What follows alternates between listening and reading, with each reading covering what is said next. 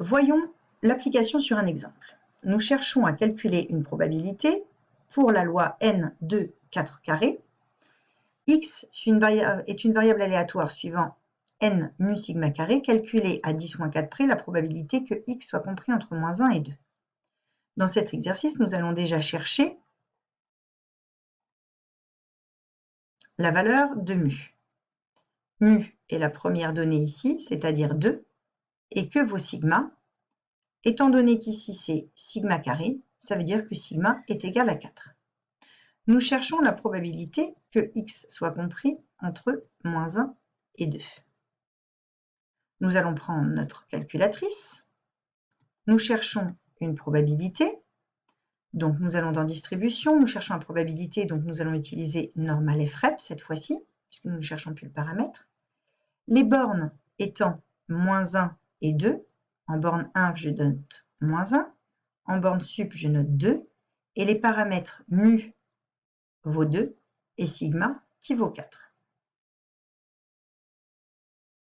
Nous voulons le résultat à 10-4 près, c'est-à-dire 4 chiffres derrière la virgule, donc 2, 7, 3, 3, sachant qu'après le 3 c'est un 7, on va arrondir à 27,34. Donc ceci est environ égal à 0,2734. Deuxième propriété, deuxième méthode de travail. Centrer et réduire une loi n mu sigma carré. On a x, une variable aléatoire qui suit la loi n 113,25.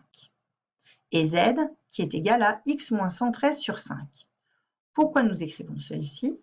Parce que nous avons vu dans le début de ce paragraphe que si x suit une loi n mu sigma carré, en faisant x moins mu sur sigma, on sait que ceci suit la loi n01.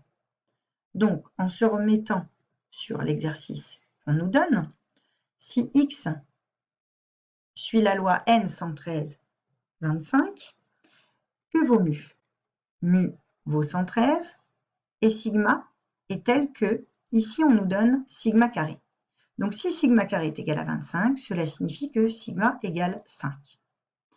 Ainsi, si x suit la loi n 113,25, alors x moins mu sur sigma, c'est-à-dire x moins 113 sur 5, c'est z. Z suit la loi N01. Ça, c'est notre première question. Deuxième question.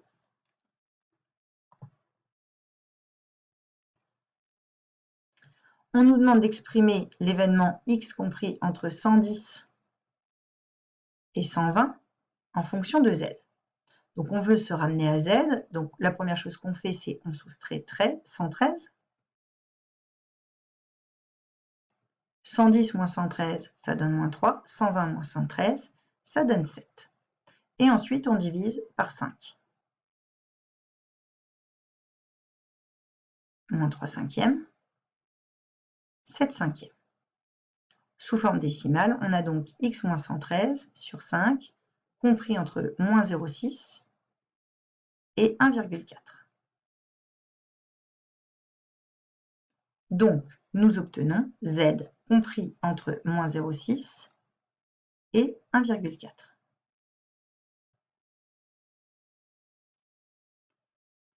Dernière question, que vaut la probabilité que z soit compris entre moins 0,6 et 1,4? Z suit une loi normale centrée réduite. Donc, si on cherche la probabilité que z soit compris entre moins 0,6 et 1,4, grâce à la calculatrice, nous allons aller dans la partie distribution. Calcul d'une probabilité, c'est normal FREP. Les bornes donc sont moins 0,6. La borne sup, c'est 1,4. Et z est une loi normale centrée réduite, donc 0, 1. Et on cherche cette probabilité. On obtient, à 10-4 près, 0,6449 et un 9 derrière, donc on va arrondir à 6,450. Donc ceci est environ égal à 0,6449. 6, 4, 5, 0, à 10 moins 4 près. Comment en déduire la probabilité que x soit compris entre 110 et 120?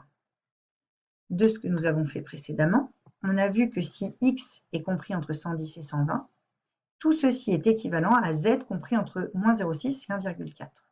Donc, la probabilité que x soit compris entre 110 et 120 est égale à la probabilité précédente, soit environ 0,6450 à 10 moins 4 près.